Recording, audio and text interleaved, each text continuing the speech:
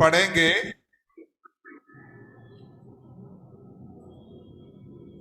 हम लोग पढ़ेंगे लूका रसूल समाचार 7 का 11 से। कोई है इसमें पढ़ने के लिए जो चाहते हैं? हमारा बेटी रोज पढ़ते हैं। कोई है जो मैं पढ़ूंगा करके जो हाथ उड़ाओ? हाँ, संजय पास्टर आप बोल पढ़िए। हाँ पढ़िए।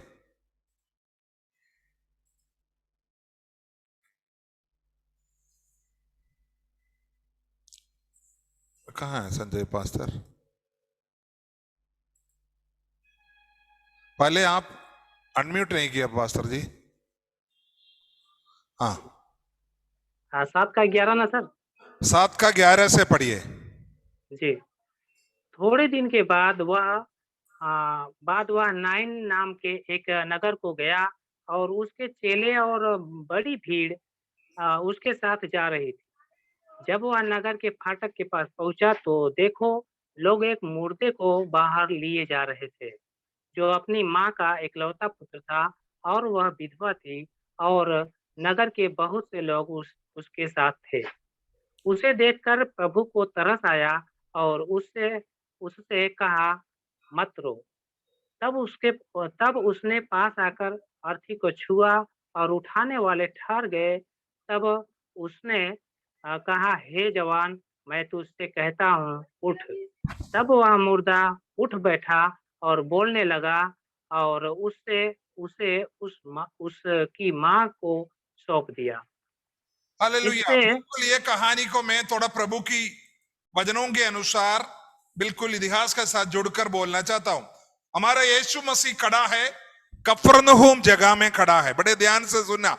यीशु मसीह अपनी प्यार करने वालों को, जो प्रभु की सामने निंदा सहने वालों को, आज हम लोग जो वचन पढ़ने जा रहा है उसी के लिए मैं जो दिल टूटे हुए व्यक्ति के लिए, प्रभु के लिए, समाज के बीच में जो निंदा सा हुआ व्यक्ति के लिए प्रभु किस तरीके से काम करते करके मैं बताना चाहता हूं। एक दिन कफरनहूम में प्रभु खड़ा है। ये जो कार्य जिसके हम पढ़े हैं वो नाइल में है। 25 किलोमीटर दूर है। ये 25 किलोमीटर, मतलब 25 किलोमीटर नहीं, 25 माइल, कम से कम 30-32 किलोमीटर दूर है।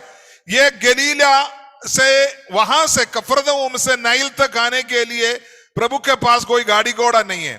प्रभु ने तुरंत जो गलीली, जो गनसरेत जो नदी है उसको क्रॉस किया। वो 12 किलोमीटर है। 12 किलोमीटर एकदम चेला लोगों को मालूम नहीं कहां जा रहे। यीशु मसीह एकदम झटका में जा रहा, झटका में जाकर वहां से नाइल नदी नहीं, ये जो गनसरेत नदी को क्रॉस किया। वहां से यीशु मसीह बिल्कुल पैदल चलने लगा। कहां? 15 किलोमीटर से 20 किलोमीटर तक। अगर एक व्यक्ति एक दिन में पैदल चलता तो 15 या 20 किलोमीटर के अंदर ही चल सकता है।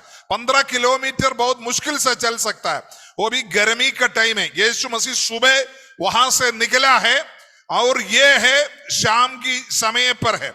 यहां की मैं बात बताता हूं। यहूदियों का रीति रिवाज के अनुसार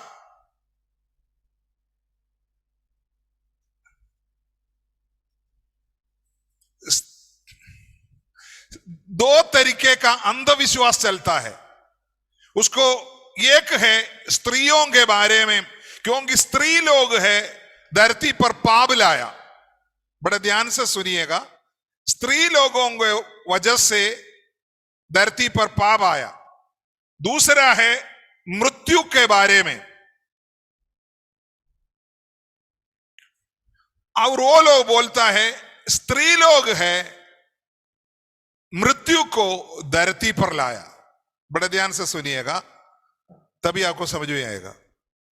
ये दो अंधविश्वास है। स्त्री लोग पाप दुनिया में आया और स्त्री लोग मृत्यु घर में आया। इसलिए कोई भी घर में कोई मृत्यु होता तो तुरंत वो लोग उस घर का स्त्री को उंगली करता है, तुम्हारी वजह से, तुम्हारी वजह से, तुम्हारी वजह से।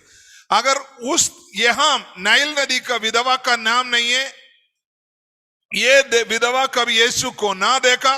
यीशु मसीह पूरी वहां से 25 किलोमीटर दूर है। लेकिन ये लड़की के साथ क्या हुआ, उसका एक नौजवान लड़का था, वो खत्म हो गया। तो वहां ये रोने के लिए हम लोग आजकल, आप लोग देखा होगा, दफनाई के लिए लोग आते, एक हम जैसे हमारे घर में शादी होता तो खाना पीना तंबू वगैरह लगाने के लिए लोगों को बुलाता है। हमारा केरल में होता है, अगर आपके घर में कोई मृत्यु हुआ तो सब कुछ कार्रवाई आपको वो लोग करेगा, गीत गाना, ले जाना, सब कुछ वो लोग करेगा, नलाना दुलाना ये सब वो लोग करेगा। उसी जैसा यहूदियों के बीच में होता था, अगर कोई मृत्यु होता तो वो लोगों के बीच में रोने के लिए एक जुड़ आते हैं। वो बैठकर सिर्फ उनका कोई नहीं जाता, सिर्फ आवाज करके रोते रहेगा, जब तक ये घरवाला बोलेगा तब तक रोते रहेगा, जब तक दफना ही नहीं होगा रोते रहेगा। यहां देखो यहूदी लोग, यहां ये रोने वाला लोग है, और ये जो बहन है और उनकी बेटे का लाश उनकी घर में पड़ा है। इनकी चारों ओर का जो बंधु मित्रादि लोग इनकी घर की चारों ओर आकर खड़ा होकर क्या बोल रहा है, ए लड़की तू रोते रहो रोते रहो रोते रहो रोते रहो, क्योंकि तेरी वजह से तेरी बेटा मर गया, तेरी वजह से तेरी बेटा मर गया, तूने तेरी बेटे को मार दिया। ये बेटी को कुछ पता ही नहीं है ऐसा हुआ करके, सब लोग उंगली कर रहा। इसकी वजह से ये जो बच्चे को नलाना, लाश को नलाना पड़ता है, तभी दफनाई होता है। नलाएगा और उसके सामने सुगंध बंदों को डालेगा और उसको एकदम सफेद कपड़ों में निपटाना है और उसको मंच पर रखना है। मतलब जो ले जाने वाला मंच पर जबनाई जहां होना है वहां तक ले जाना है। ये सब ये लड़की की काम है। ले जाने के लिए रोने वाला लोग है, वो ले जा रहा। सब लोग बोलते रोते रहो रोते रहो रोते रहो रोते रहो रोते रहो। ये जो तुम्हारी घर में जो मृत्यु आया तेरी वजह से आया, तू पाप किया, तेरी पाप है तेरी पाप है तेरी पाप है। और ये यहूदी लोग इसको छूना ना छूने के पीछे कारण क्या है मालूम है?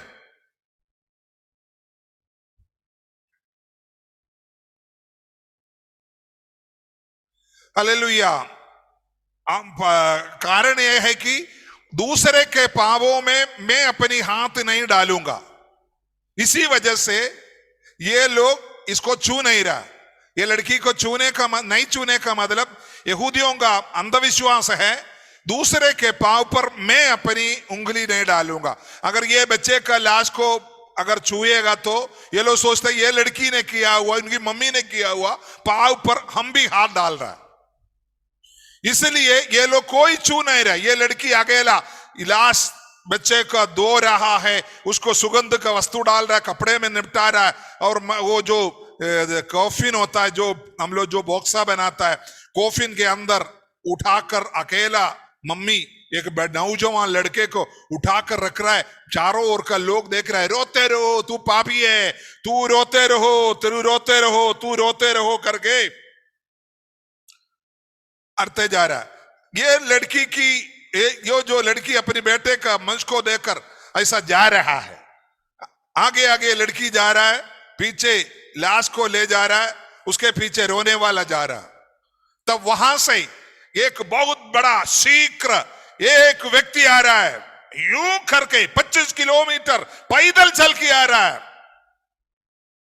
ये इसने कभी भी, ये लड़की ने यीशु मसीह के बारे में नहीं सुना। तब आप सोचता होगा कि लड़की यीशु मसीह को कैसे पता चला?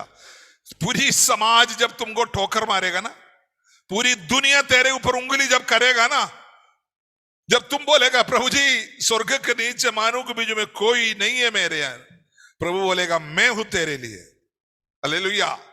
यीशु मसीह की समय पर बहुत लोग मरे हैं, बहुत लोग मरे, लेकिन जो टूटे हुए दिलों के साथ पूरी दुनिया की निंदा सहकर अपनी बेटे की लाश लेकर जाने वाला लड़की को यीशु मसीह आगे आकर बहुत शीघ्र, आपको मालूम मैंने बताया एक व्यक्ति को एक दिन अगर चलेगा तो मैक्सिमम 20 किलोमीटर यीशु मसीह गनसरेत नदी से कैसे भी नाव बड़े बड़े चलाकर इधर आकर फिर 15-20 किलोमीटर बहुत भाग रहा है। चेले लोग पूछ रहे कि कहां भाग रहे आप, कहां? देख मेरे साथ। तब एक देख रहे कि लड़की को सब लोग उंगली करके लेके आ रहे। ए लड़की, ए बहन, तेरी पाप की वजह से, तेरी पाप में हम उंगली नहीं डालेंगे करके लेके आ रहा है। तब पूरा दुनिया बोला तू रोते रहो, रोते रहो, रोते रहो। तब यीशु ने क्या बोला? मीना पढ़िए उसका 13वां वचन।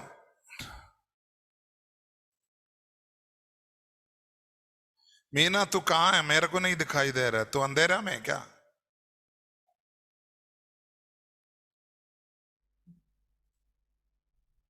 यीशु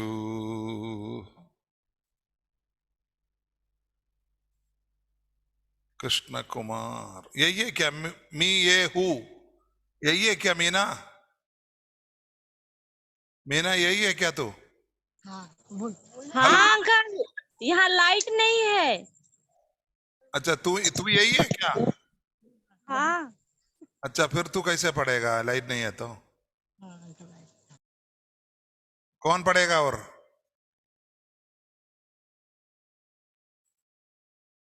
हालेलुया। राजू पास्टर पढ़ेगा? पढ़िए 13 वचन में। पूरी दुनिया लड़की को बोले तू रो लो, तू पापी है, पापी है। तब एक व्यक्ति आकर उसको क्या बोल रहा है, देखो। उसे देखकर प्रभु को तरस आया और उससे कहा मत रो। हालेलुया। हालेलुया। 25 किलो सुबह पैदल चलने लगा, बीच में कोई प्रोग्राम नहीं, कोई प्रोग्राम नहीं। सर्वशक्तिमान मनुष्य देही बनकर ये धरती पर एक विधवा लड़की के लिए, विधवा बहन के लिए भाग रहा है 25 से 30 किलोमीटर स्पीड पर सुबह। ओह, वाह वाह वाह वाह वाह। यीशु है आपका यीशु, यीशु है आपका यीशु। हालेलुया। जब आप रोते हैं ना, जब आप हालेलुया अपना दिल को जब टूटते हैं ना, तब देखना मेरे लिए यीशु भाग के आएगा, मेरा यीशु मेरे लिए भाग के आएगा। आमीन। मेरा यीशु मेरे लिए भाग दौड़ के आएगा। रो लो उनके सामने, आंसू बहाओ। लोग दुनिया निंदा करने दे, लोग आपके विरुद्ध बोलने दीजिए, लेकिन आप डरने की जरूरत नहीं। आपके लिए भाग के आने वाला, चाहे कितनी भी दूर हो, उधर से भाग के आने वाला एक व्यक्ति है, वो है यीशु। हालेलुया। सब लोग बोलिए प्रभु यीशु मसीह, प्रभु यीशु मसीह मेरे लिए भाग के आएगा। सब लोग बोलिए मेरी इस काम के समय पर मेरा यीशु आएगा। सब लोग बोलिए मेरी जीवन की जरूरत के समय पर मेरी यीशु भाग के आएगा। आमीन। वहां यीशु आकर बोलता है, हे बहन रो मत, रो मत। दुनिया पूरा तेरे को रोने के लिए कह रहा है ना, दुनिया बोल रहा है ना तू पापी है तेरी वजह से, लेकिन मैं बोल रहा हूं हालेलुया, दूसरे के पाप पर हाथ नहीं डालना करके जो अन्य अंधविश्वास बना कर रखा हुआ लोगों के सामने यीशु बोल रहे हैं, नहीं तुम नहीं रोना, आगे से तुम नहीं रोना। बोला, हे युवक उठ जा, उठ उठ। हे जवान उठ जा, मैं तुमको जिंदा कर दिया। वो लड़का उठकर बैठकर बात करने लगा। उन्होंने अपनी मम्मी को भेजा। यीशु मसीह वहां नहीं रुका, तुरंत पीछे मुड़ तेज चल वापस। वाह, कोई दुनिया का लोग कर सकता है? आज रात को मुझे सुनने वाले लोगों, मैं आपको यह बताना चाहता हूं, प्रभु यीशु मसीह आपकी जीवन की एक एक धड़कन के समय पर आप आंसू बहाकर उनके सामने बैठो, वो आपके लिए अद्भुत कार्य करेगा। हालेलुया। मेरा विषय ये नहीं है, लेकिन मेरे को बहुत ज्यादा हालेलुया जोश लगा। यीशु मसीह की जो रनिंग है ना, 30 किलोमीटर एक दिन में पैदल चलना एक विधवा के लिए, वो मेरे दिल को बहुत छुआ। वो भी अकेला भाग रहा है, चेले लोग बीच है। इतिहास के अंदर लिखा हुआ है ये बात, बाइबल में इतनी तेजी से नहीं लिखा है, लेकिन इतिहास के अंदर जो बाइबल के इतिहास लिखा हुआ, जो जादी लोगों ने इसके बारे में स्पष्ट रूप से लिखा है। यीशु मसीह एक बहन के लिए, जो बहन को कभी नहीं देखा, उस बहन के लिए 30 किलोमीटर कफरनहूम में से लेकर नाइल के किनारे पर तक भाग के आया। पूरी सुबह से पैदल चला, शाम तक 30 किलोमीटर। हालेलुया। आपके लिए आप प्रभु के सामने गिड़गिड़ाए, रोए, आंसू बहाए, प्रभु आपके लिए आएगा। चिंता मत कर, प्रभु आपके लिए आएगा जरूर। वो आपकी आंसुओं को अनदेखी नहीं करेगा। वो आपकी कुछ आवाज तड़पड़ाओं को, आपकी आवाज को अनसुनी नहीं करेगा, वो आपके लिए करेगा। आमीन। अभी हम पढ़ेंगे मत्ती रचित सुसमाचार 5 का 11, जो मौलिक शिक्षाओं को आगे बढ़ेंगे। कौन पढ़ रहा है?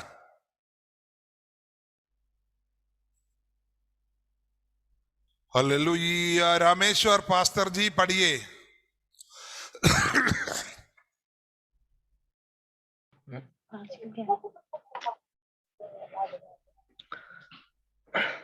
धन्य हो तुम जब मनुष्य मेरे कारण तुम्हारी निंदा करे और सताए और झूठ बोल बोलकर तुम्हारे विरोध में सब प्रकार की बुरी बात कहे, तब आनंदित और मगन होना, क्योंकि तुम्हारे लिए स्वर्ग में बड़ा फल है।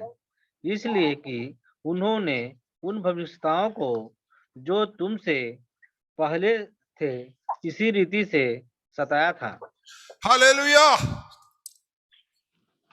प्रभु यीशु मसीह हमको कह रहा है, अगर मेरे कारण लोग तेरे विरुद्ध बोले, ये सेवा में हालेलुया आपत्ति होने की बात नहीं। आप प्रभु की सेवा करते वक्त आपकी घरवाला लोग, आपकी पड़ोसी लोग, आपकी कलीसिया का लोग, आपकी विरुद्ध का लोग आपको बोल दे, प्रभु बोलते तू धन्य है, मेरे कारण, तुम मुझ पर विश्वास करने के कारण लोग तुम्हारी निंदा करें, आपको पानी, जो सरकारी नल लगा हुआ उसमें से पानी लेने ना दे, लोग तुम्हें सताए, तुम्हारी बाल्टी उड़ाकर फेंक दे, तेरी मटका उड़ाकर फेंक दे, तेरे विरुद्ध झूठ बोल दे। मैंने इसलिए रामेश्वर से पढ़ाया, उनकी पत्नी बगल में बैठा है, बहुत बार उनकी बाल्टी को उठाकर फेंका है। वहां का समाज का लोग, जहां सरकार ने बनाया, पंचायत ने बनाया हुआ, भगवान दास हुआ, रामेश्वर हुआ, उस तरीके के लोगों को, उनको पानी लेने के लिए जब गए थे, उनको बकेट को उड़ाकर फेंक दिया। प्रभु बोलता है, बेटा मैं भूल जाऊंगा नहीं, वो तेरा 1.5 रुपये का बाल्टी उड़ाकर फेंका होगा या 100 रुपये का बाल्टी उड़ाकर फेंका होगा, लेकिन मेरे सामने तुम्हारी धन्यता के बीच में वो लिखा, भलाइयों के बीच में वो लिखा पड़ी है, तो डरने की जरूरत नहीं है। मेरे सामने वो गिनी ही दिन है। हालेलुया। अगर आपने कभी भी कोई गलती नहीं किया, लोग आपके विरुद्ध में तूने गलती किया, प्रभु बोलते डरो मत, तू उनके सामने सच्चाई को साबित करने की लिए जरूरत नहीं है, उनको बोलने दीजिए, तेरे विरुद्ध बोलने दीजिए। तूने सच्चाई के रीति से चल रहा है, तूने कोई गलत काम नहीं किया, लेकिन तेरे विरुद्ध वो लोग बोल रहे हैं कि तूने झूठ किया, तूने ये किया, तूने वो किया करके जब बोल रहा है तो बोलने दीजिए। प्रभु बोलते तू डरो मत, तुम मेरे कारण जब तुम सताए जाते हो, मैं तुम्हारे साथ हूं। हालेलुया। प्रभु की वचन के द्वारा सताए हुए लोग बहुत है धरती पर। हालेलुया। बहुत लोग हैं जो, जब यीशु मसीह की नाम की वजह से जब सताया जाता है, वो लोग ये बोलते हैं मैं एसी रूम में बैठा हुआ है, और मैं इतनी खुशी हूं, हालेलुया, मैं इतनी आशीष पाया हुआ हूं करके बोला जाता है। हालेलुया। लोग यीशु मसीह के कारण लोगों को सताए जाते हैं, पीड़ा दिया जाता है, लोगों को क्रूस पर चढ़ाया गया, मोम का अंदर डुबाया गया, जानवरों के ऊपर डाल दिया गया और सिंह को गुहों में डाल दिया गया। पुराना नियम की बात नहीं कर रहा हूं, यीशु मसीह के ये वचन के लिए अनेक लोगों को इस धरती पर सताया गया बुरी तरह से। प्रभु बोलता है तुम्हारे अनगिनी नहीं हुआ। हालेलुया। दुनिया का सबसे स्वर्ग में सबसे नंबर 1 गिनती में आने वाला लोग है शहीद लोग। हालेलुया। शहीद का मतलब है जीवन दिया अकेला नहीं। हालेलुया। हम एक उदाहरण बताता हूं, हमारा यूहन्ना प्रेरित, उसको गरम तेल में डाला, उनका मृत्यु नहीं हुआ। उसके बाद वहां से उठाकर उनको पत्मोस डाकू में भेजा, वहां भी वो मरा नहीं, वहां तो जो भी गया सब मरा है। 2 बार वो शहीद हुआ प्रभु के हिसाब से, लेकिन वो चारपाई पर ही मरा था। आमीन। लेकिन हम लोग ये मत विचार कीजिएगा, मतलब कोई आकर हमको गोली मार दे, कोई हमारी गला काट दे, इस तरीके से जब प्रभु के लिए मरूंगा तब होगा शहीद का मृत्यु। शहीद का मृत्यु केवल वो नहीं, वो भी है, उससे बढ़कर मृत्यु का सामना करना। लोग आपको चारों ओर से घेर कर आपको मारने की कार्य बनाना, आगे एक पलक भी जीने का हक नहीं है, उसको भी शहीद कहता है प्रभु की वचनों के अनुसार। स्वर्ग राज्य में सबसे नंबर 1 लोग शहीद लोग होते हैं। आमीन। हालेलुया। इसलिए प्रभु यहां बोल रहा है, मेरे कारण कोई लोग तुम्हारी निंदा करे और तुम्हें सताए और तुम्हारे विरुद्ध में झूठ बोले, तब तुम ये मत समझना, हालेलुया, मेरा कोई नहीं है। प्रभु बोलते तुम धन्य व्यक्ति है, स्वर्ग में तुम आनंदित और मगन हो, क्योंकि तुम्हारे लिए स्वर्ग में बड़ा फल है। पुराना नियम में भविष्यवक्ताओं को उन लोगों ने ऐसा ही किया है। हालेलुया। इसलिए केवल शहीद होना, लोग हमारी पिटाई करना, लोग हमारी वो निंदा करना केवल नहीं, सताए जाने का मतलब, सताए जाने का मतलब है आप ना किया हुआ बात के बारे में आपको निंदा करना। आप यीशु मसीह के नाम की वजह से उनको उसके ऊपर टूट नहीं पड़ना, चुपचाप चलते रहना, वो निंदा को आप अपनाते रहना। लोग आपके विरुद्ध में कुछ भी बोल दे, आपने तो ऐसा किया तो है ही नहीं, लोगों को बोलने दे। प्रभु बोलते हैं तुम्हारे लिए एक बहुत बड़ा प्रतिफल स्वर्ग में है। हालेलुया। हम देखे हैं गांव में, आप जब प्रभु यीशु मसीह को ग्रहण करने के बाद लोग आपको, आप मुसलमान हैं, आपने उधर चला गया इधर चला गया बोलकर आपका गांव का लोग, आपकी साथ रिश्तेदार लोग आपकी निंदा करता है। प्रभु बोलता डरो मत, तुम्हारे लिए बहुत बड़ा प्रतिफल है स्वर्ग में, तुम्हारी निंदा प्रभु हटा देगा। अरे ज्यादा से ज्यादा ये धरती पर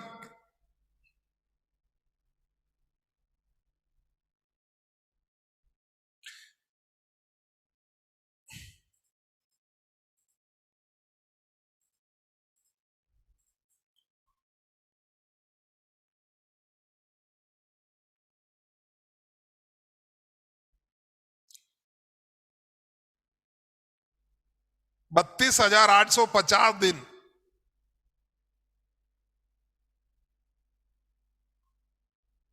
नब्बे साल अगर हम जिएगा तो 32,850 दिन जीते हैं। इतना दिन का दिन में आपको करोड़ों करोड़ों करोड़ों करोड़ों साल सब स्वर्गदूतों के सामने, दुनिया के जितने भी पवित्र लोग जो स्वर्ग में होगा, करोड़ों करोड़ों लोग होगा, उनके सामने आप नंबर 1 दिखाई देगा। उसका प्रतिफल सबके सामने आपको बड़े मुकुट में ले जाएगा। हालेलुया। इसलिए परमेश्वर की नाम पर आपको कोई तड़पाता है, आपको कोई सताते हैं, आप मसीह होने की वजह से कोई आपकी निंदा करते हैं, आपका विरुद्ध बोलते हैं, चुपचाप सहो। हमारे एक प्रभु का दास है,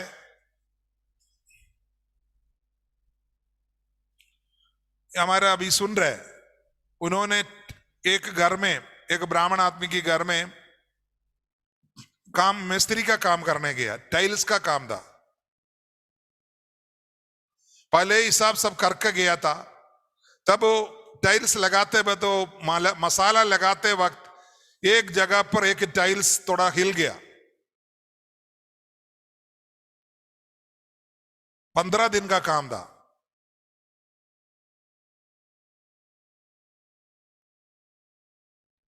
ये जो घर का मालिक ने पैसा नहीं दिया, बोला ये टाइल्स हिल रहा है। उन्होंने वो टाइल्स को उठाकर दूसरा अच्छे से मसाला लगाकर किया, लेकिन उन्होंने पैसा नहीं दिया, वो चुपचाप चला गया। वो मेरे पास आकर बोला ऐसा, मैं बोला हिला हिला के स्वर्ग में तेरे लिए प्रतिफल रखा हुआ है, उस दिन तुम पता चलेगा।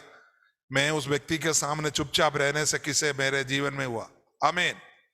मैं आपसे विनती करता हूं, आप कभी भी, आपको कोई, आप अस्पताल में हो या आप कोई सरकारी ड्यूटी करते हो या आप खेती में काम करते हो, आपकी जमीन कोई खींच रहा है, आपकी विरुद्ध कोई बोल रहा है, सह विश्वासी आपकी निंदा कर रहा है, आप चुपचाप रहिए। प्रभु है आपके साथ। प्रभु आपके लिए आपकी हर एक बातों को गिन नहीं कर रहा। आप सताते जा रहे हो, कोई बात नहीं, प्रभु आपकी अद्भुत कार्य करेगा। हमने आज सुना है नाइल का विधवा के लिए, उन्होंने कभी यीशु मसीह के बारे में नहीं सुना, उन्होंने कभी भी ना प्रार्थना किया। यहूदी है, परमेश्वर से प्रार्थना करते हैं। पूरी यहूदी लोग बोला तू रो लो, हम तुम्हारी पाँव में हाथ नहीं बढ़ाओगे। वो लड़की रोते तड़पड़ाते हुआ प्रभु उनको लिए एक मनुष्य होते वक्त वो 30 किलोमीटर पैदल चल के आया। जब आपके लिए कोई आपकी निंदा करते हैं, जब आपकी विरुद्ध बोलते हैं, आप डरो मत, स्वर्ग में उसकी प्रतिफल है। स्वर्ग आपके लिए खुले हुए हैं। स्वर्ग देख रहा है मेरी बालक, मेरी बेटी, जो मेरी वजह से जो निंदा सह रहा है। आप अपनी मालिक के सामने चुपचाप रह रहा है, काम का पैसा पूछता तो गाली देता है।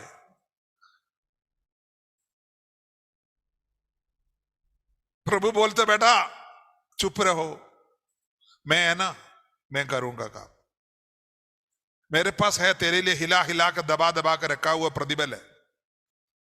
उस दिन पूरी दुनिया देखेगी। आमीन। अपने हाथ उठाकर प्रभु को धन्यवाद कीजिए। हालेलुया। और आगे वचन पढ़ेंगे, उसका 13 वचन, मत्ती 5 का 13। कौन पढ़ेगा?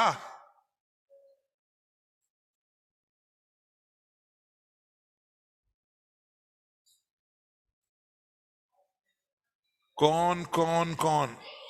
वो कहाँ है लड़की? आर्या कहाँ है? प्रीति कहाँ है?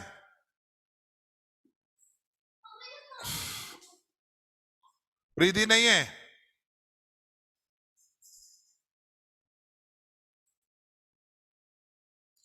अनु बाइबल रखा है?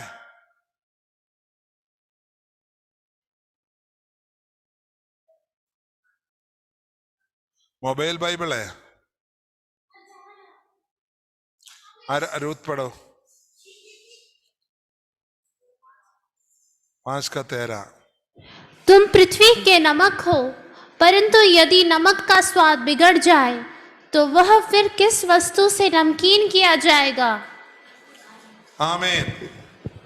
परमेश्वर हमको बोल रहा है, ये मौलिक शिक्षाओं में हमको बोल रहा है, बेटा, हे कलीसिया का व्यक्ति, तुम पृथ्वी के लिए नमक हो। यहां एक चीज को जो हम लोग पढ़ते आ रहा है उसको थोड़ा सा पक्का करना, थोड़ा ध्यान से सुनिएगा।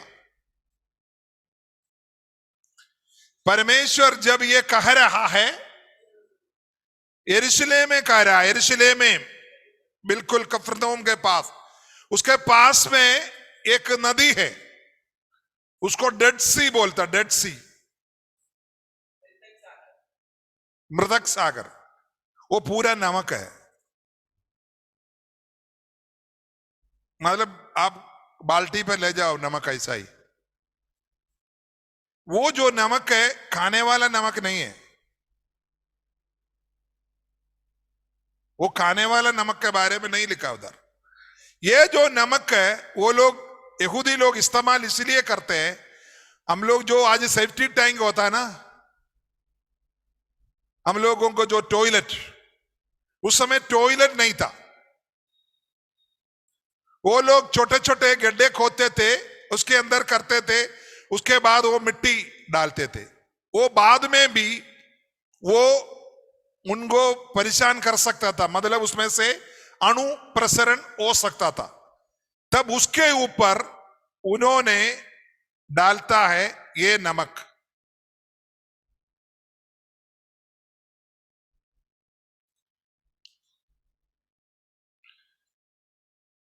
हालेलुया।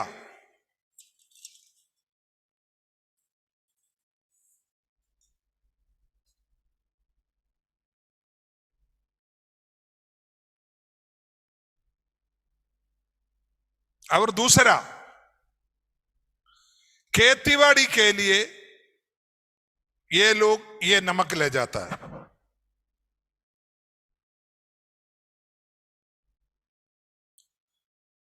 मतलब ये नमक दो कारण के लिए है। एक है अधर्म कामों को, अधर्म शक्तियों को निपटाने के लिए। दूसरा है परमेश्वर की फलवंत व्यक्ति बनाने के लिए। देखा, हम लोग बोलते नमक स्वाद है, हम वो ऐसा होना चाहिए, ऐसा होना चाहिए। यहूदी लोग कौन सी नमक को इस्तेमाल करता था मैं बताता हूं। उनके पास एक छोटे से पौधा होता है, वो लोग हर घर में पालता है। वो पौधा को लोग थोड़े से, जैसे हम लोग जो दातून करता है उस तरीके का लकड़ी, जब उतना मोटा हो जाने के टाइम उसको काट देते हैं। काटने के बाद उसको सुखाते हैं, उसको बांध बांध कर अपने पास रखता है। जब वो सब्जी बनाते उसमें से थोड़ा सा काट काट कर उसके अंदर डालते हैं। वही है उनका नमक।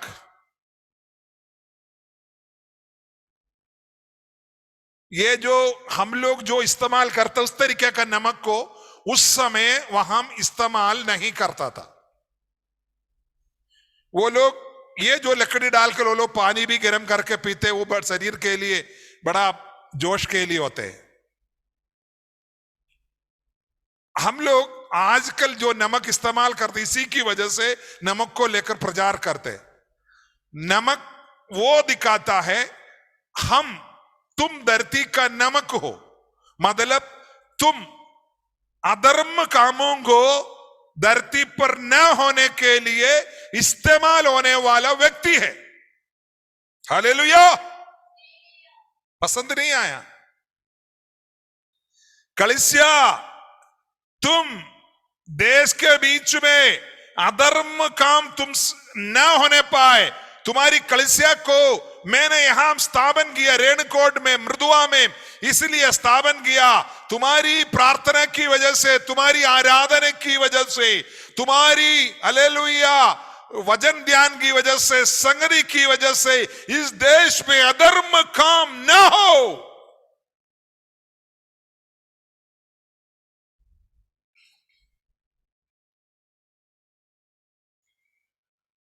कलीसिया का व्यक्ति, तुम गांव में, शहरों में, घरों में, कंपनी में काम करते हैं, तुम वहां काम करने की वजह से उस कंपनी में अधर्म काम ना हो।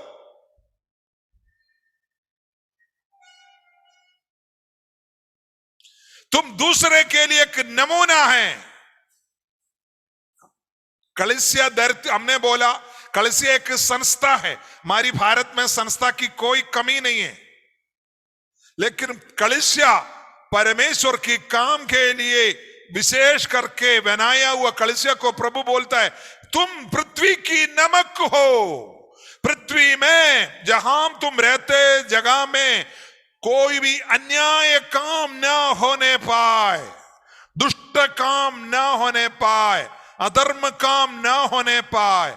तुम्हारी काम है उस देश के लिए बिचवाई बनना। पिताजी, जिस जगह में मैं रहता हूं, मेरी चारों ओरों का घरों में शांति बने रहे। हालेलुया। हाँ, हर जगह लोग बीमारियों से चंगा बने रहे। पिताजी, मेरी घर यहाँ है, इसलिए लोगों को पता चले ये जो पुरुष परमेश्वर का प्रति पुरुष, प्रभु की भक्त, उस घर में रहने की वजह से यहां उन्नतियां आ रहा है, आशीषें आ रहा है, बरकतें आ रहा है। रामा हुदा मशर खैड़ा पालावा से आर्थोली हल्लेलुया बोलिए, हल्लेलुया बोलिए। भलाई काम जब बोलते धन्यवाद बोलिए प्रभु को। हल्लेलुया। अगर तुम खुद अधर्म कामों को फैलाने वाले तो फिर क्या फायदा? तू कलीसिया का व्यक्ति नहीं है। प्रभु ने बोला, मैंने बोला, नमक दो चीजों को उपयोग इस्तेमाल किया जाता, दो चीज। एक है टॉयलेट को दबाने के लिए, दूसरा है खेत में फल लाने के लिए, उसपे कीड़ा वगैरह मर के और अच्छा फल लाए। जो खाने वाला नमक के बारे में नहीं, मतलब आप अधर्म कामों को, अधर्म कामों को शांत करने के लिए धरती पर बुलाया हुआ व्यक्ति है। हमने बोला कि एक्लेसिया का मतलब है परमेश्वर का विशेष काम के लिए बुलाया हुआ लोग, इकट्ठा किया हुआ लोग। हे बहन, ये भाई, ये बच्चे, मेरा बेटा बेटी, आपको प्रभु ने धरती पर प्रभु की संतान बनाने का पीछे के कारण क्या है? आप सर्वशक्तिमान को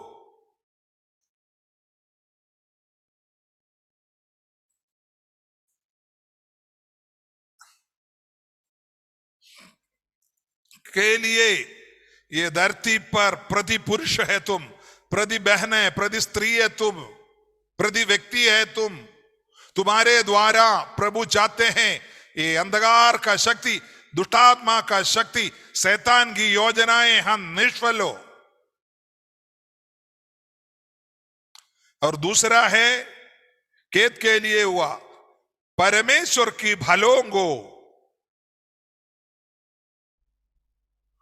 देश पे फूल जाना, प्रभु की कार्य, प्रभु की भलाई काम धरती पर होना। आमीन, आमीन। बाबू, आपको प्रभु चुनने के पीछे कारण क्या है? परमेश्वर अधर्म काम को दबाए और भले कामों को ऊंचा करे। हालेलुया। इसलिए प्रभु बोला, तुम धरती का नमक हो। अगर नमक, आगे अभी आपको आगे का चीजों को समझ में आएगा। आगे क्या लिखा है? यदि नमक का स्वाद बिगड़ जाए तो वह फिर किस वस्तु से नमकीन किया जाएगा? फिर वो किसी काम का नहीं, केवल इसके लिए बाहर फेंका जाएगा और मनुष्यों को पैरों तले रोदा जाएगा। ये हमारे बारे में बोला, नमक के बारे में नहीं। ये लिखने वाला उस नमक के बारे में सोचकर लिखा है। ये हमारे बारे में बोले, हे कलीसिया का व्यक्ति, अगर तुम परमेश्वर का कार्यों को नहीं करेगा तो फिर तू क्या काम का है? प्रभु ने तेरे को बुलाकर देश के बीच में रखा हुआ है। यहां तुम प्रभु की कामों को नहीं करेगा तो आपस में झगड़ा करते हुए, आपस में गाली देते हुए, एक दूसरे को गुस्सा कराते हुए, एक दूसरे को दुख दिलाते हुए। मैं बोलना बहुत, मेरा तो फौजी आदमी है ना, ज्यादा बोलता है। इस तरीके से कामों को तू करते रहे तो तेरा क्या काम है रे बाबू? तेरे को उड़ाकर नरक में फेंक दिया जाएगा, यही लिखा है वो। तू सोचता है मैं बत्तीसवां ले लिया, स्वर्गराज जाने के लिए दोनों पैर लंबा करके बैठा हुआ है, अभी तेरा आ रहा है स्वर्गदूत तेरे को ले जाने के लिए। प्रभु पहले बोला चुपचाप सताते रहो, प्रतिफल है। तुम कोई सुई लेके तू चाकू लेकर भागो, तेरे को मिलेगा। फिर बोलेगा मैं 32वां लिया हुआ, मैं अन्य भाषा बोला हुआ है। ए बाबू, दिमाग को थोड़ा सा जोर दे। प्रभु बोलता है तेरे को मैंने बुलाया चुपचाप रहने के लिए और मेरी कामों को करने के लिए। आमीन, हालेलुया। तुम्हारे लिए, तुम्हारी मदद करने के लिए प्रभु हमेशा तुम्हारे साथ है। तुम्हारी आंसुओं को सुनने के लिए प्रभु तुम्हारे पास है। तुमको डरने की जरूरत नहीं है। दुनिया सब तेरे विरुद्ध बोलने दे, तू हमारी समाज को छोड़ दिया, हमारी वो छोड़ दिया, सोने दे। तू सर्वशक्तिमान को अपनाया है। राजा होगा राजा, प्रभु होगा प्रभु, वो तुम्हारे लिए कार्य करेगा। जो कभी नहीं सुना हुआ एक विधवा की आंसुओं को पहुंचने के लिए किलोमीटर भाग भाग कर एक नौजवान आ रहा है।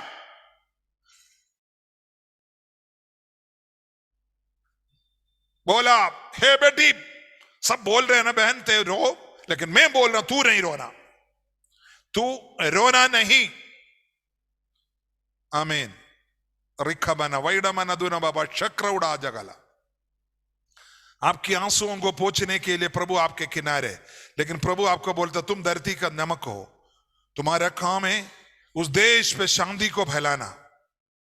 प्रभु तुम्हारी पेट दर्द ठीक करने के लिए नहीं आया, तेरी कमर दर्द ठीक करने नहीं आया। वो तो तू प्रभु की संतान है, इसलिए तेरा सब कुछ होगा।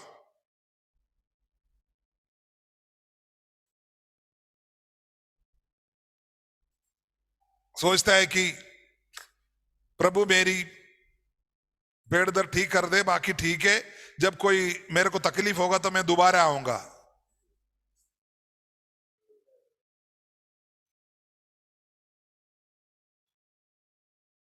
यीशु ने बोला एक दिन यीशु मसीह यरूशलेम की ओर गद्दी की बच्ची के ऊपर आ रहा, तो फरीसी लोगों ने बोला ये बच्चों को बोलो चुपचाप रहे। तब यीशु ने बोला अगर ये नहीं चिल्लाएगा ना, ये पत्थर चिल्लाएगा, पत्थर।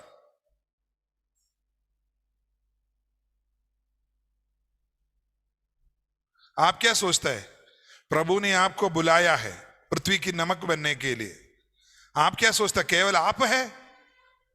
ये आपके लिए सुनहरा मौका है, ये हमारे लिए सुनहरा मौका है। अगर हम इसको इस्तेमाल नहीं करेगा ना, ये पत्थर चिल्लाएगा।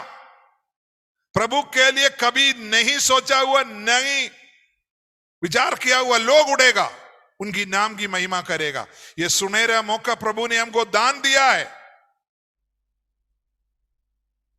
भलाइयां पाओ, शक्ति पाओ, बलवंत हो जाओ। प्रभु तुम्हारी हर एक बातों को पूरा करने के लिए तुम्हारे पास है। आपकी वजह से प्रभु की नाम में एक दिन भी पवित्र आत्मा को दुखित बात ना होने पाए।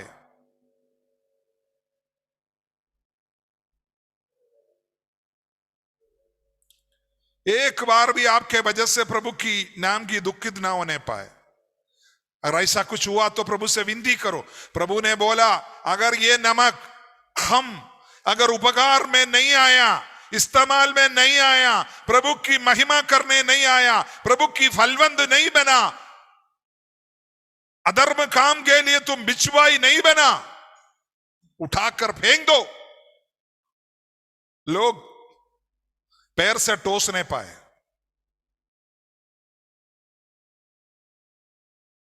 अपने आप को समर्पण कीजिए। पिताजी, एक फलवंत वाला व्यक्ति मुझे बनाइए, आपकी कलीसिया का एक फलवंत व्यक्ति बन जाओ। मेरी जीवन में वो हर एक गलतियों के लिए मैं क्षमापण करता हूं। मेरी बोल में बहुत गलती हुआ पिताजी, ये समाज के लिए एक नमक की तरह हर एक अधर्मों को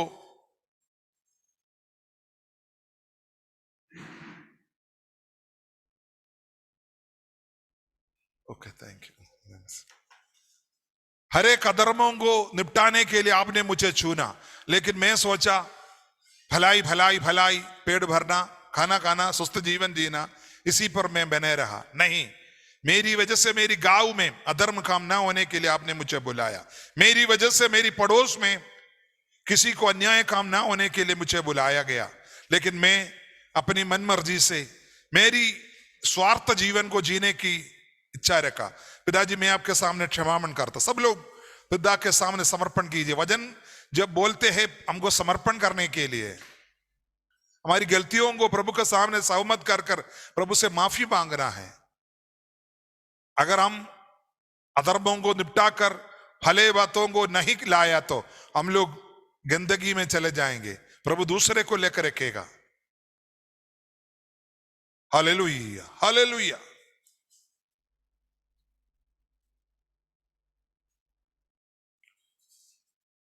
मौलिक शिक्षाएं एक जगह से बहुत आशीष का है, दूसरी तरीके से प्रभु के लिए एक बहुत बड़ा व्यक्ति बनाने के लिए कलीसिया को दिया हुआ उपदेश शिक्षाएं है ये, हालेलुया, सिद्धांत है ये। इसलिए इसमें से कोई वंचित नहीं, ये कलीसिया को जबरन है। अगर ये नहीं करेगा तो नरक में, अल्लाह आप सोचते बत्तीसवां लेगा नहीं लेता तो नरक में, उसी जैसा है। अगर आप नमक का कार्यों को नहीं करता, बिल्कुल नरक में है। हम लोग सोचते बत्तीसवां ले लिया, अन्य भाषा बोल दिया, स्वर्ग। नो नो नो नो, ये मौलिक शिक्षाओं को जीवन में लेकर उसी पर चलना है। अगर नहीं है तो सीधा नरक। ये बोल रहे नमक, नमक हमको अनुमान करके बोलता है अगर तुम इस्तेमाल नहीं हो तो तूरा उठाकर फेंक दूंगा। इसलिए प्रभु के सामने रोक कर बोलिए, पिताजी मुझे इस्तेमाल कर। आपने जैसे नमक के इस्तेमाल होने चाहते हैं, अधर्म के लिए बिचवाई बनना, फलवंत कामों को प्रकट करने के लिए मैं अपने आप को समर्पण करता हूं। मेरी गलतियों को लिए मैं क्षमापण करता हूं। मैं हमेशा दूसरे को बिल्कुल मानते नहीं था, चाहे कुछ भी हो। मैं एक स्वार्थ विचार था मेरे अंदर। मैं क्या बोलता हूं क्या नहीं बोलता हूं कभी नहीं सुना।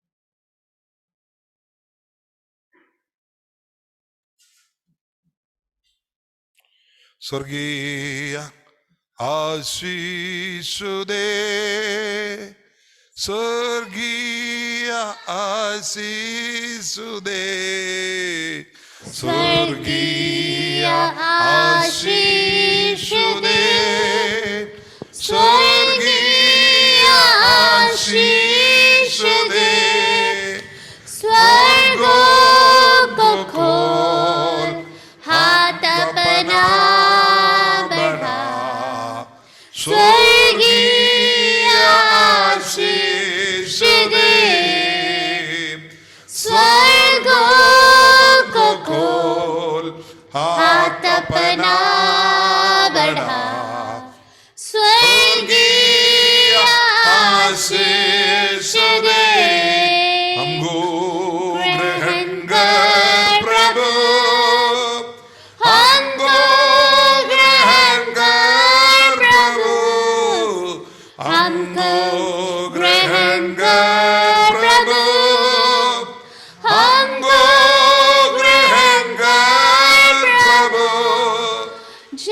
जैसे भी है हम हैं तेरे, हमको ग्रहण कर प्रभु।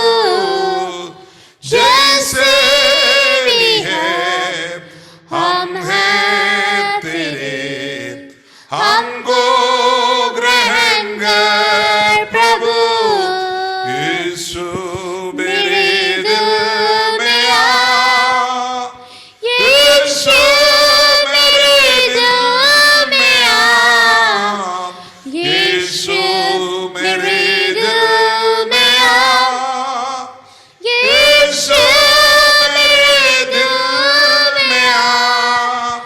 खोलता हूँ द्वार, करता इकरार, यीशु मेरे दिल में आ। खोलता हूँ द्वार, करता इकरार, यीशु मेरे दिल में आ। अपने पापों को प्रभु के सामने क्षमापण करो। पिताजी, एक नमक को जैसे होना चाहिए उस तरीके से मेरे जीवन में नहीं हो पाया। मैं आपके सामने मेरी क्षमापण करता हूँ। मेरी गलतियों को मैं मानता हूँ। मुझ पर रहम कर पिता, मुझ पर रहम कर पिता। मैं शुद्ध व्यक्ति हूँ। मैं अधर्म के लिए बिछुआई नहीं बन पाया, आपकी भलाइयों को ना ला पाया। आप मेरे हालेलुया धड़कनों को सुन दे, मेरी आंसुओं को आप सुन दे हैं। पिताजी, मैं क्षमापण करता हूँ। मैं आपके सामने मैं गलतियों को अपनी मानता हूँ। मैं आगे से आप जैसे चाहता है एक फलवंत वाला व्यक्ति बनकर आपके लिए बिचवाई बनने के लिए मैं अपनी आंखों को समर्पण करता हूँ। पिताजी, आप दया कीजिए, दया कीजिए, दया कीजिए, दया कीजिए। यीशु राजा दया कीजिए, दया कीजिए, दया कीजिए। ओ राजा दी राजा दया कीजिए, दया कीजिए हमारे ऊपर। एक एक व्यक्तियों के ऊपर दया कीजिए पिताजी। स्वर्गीय आशीष बरकत अनुग्रह एक एक व्यक्तियों के जीवन में दीजिए पिताजी। महिमा महिमा महिमा। ओ रब नमन वश्य प्रौढ़ा रग जग रगदा। ये वचनों के द्वारा प्रभु